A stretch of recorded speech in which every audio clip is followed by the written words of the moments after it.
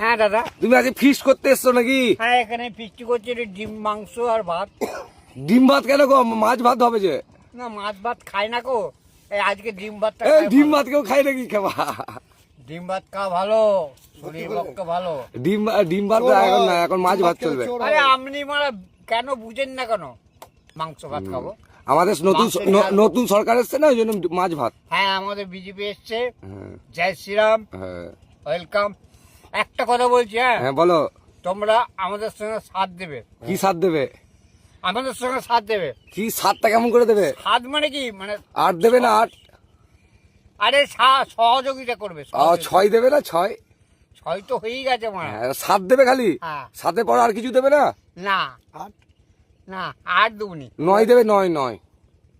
আরে আমরা আছি থাকবো। আছি থাকবে, এত এলেই তো এলে আছি থাকবো, ঠিক নিশ্চয়, বিশ্বাস।